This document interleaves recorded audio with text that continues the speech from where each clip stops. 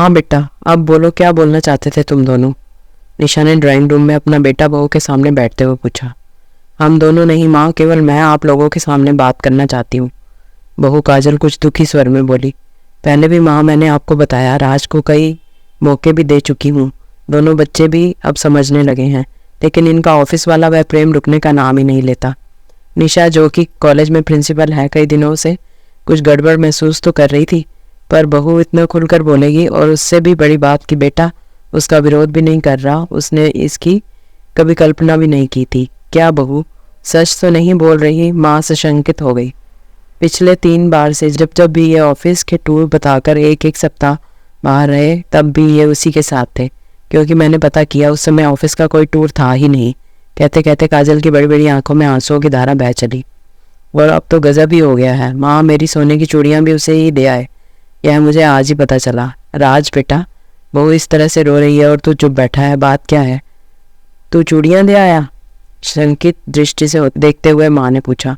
काजल सच कह रही है माँ, मैं अपनी कलीग से ही प्यार करता हूँ और बहुत प्यार करता हूँ। मैं खुद भी अब घर में बात करना चाहता था, और चूड़ियाँ क्या, मैं तो उसके लिए अपनी जान भी दे सकता हूँ।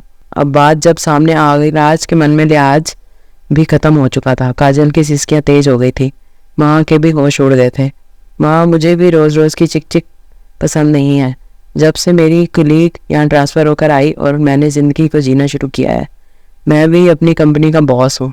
मेरी उस कुलीग से मिलना तो आप माँ बिल्कुल मेरे स्टैंडर्ड को मैच करती है। खैर आप ही काजल से पूछ लीजिए, अकेली जाना चाहती है या बच्चों के साथ।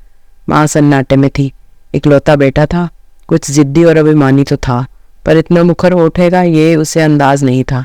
अगले ही पल माँ ने खुद को संभाल लिया, एक नज़र दोनों पर डाली। काजल टेबल पर सर रखकर सिसकियाँ ले रही थी और राज बेसब्र हो रहा था कि माँ जल्दी फैसला सुनाए। बेटा, यह है इतना बड़ा बंगला तेरे पिताजी ने बड़ी हसरतों से बनवाया था। हम सब इस परिवार में एक दूसरे से प्यार करते हैं, पर अगर हम में से कोई प्यार को बाहर तलाशता है तो घर भी वही छोड़ेगा जिससे अपना प्यार बाहर दिख रहा है। बच्चे और काजल तो इस घर में की रौनक है, वो कहीं नहीं जा रहे।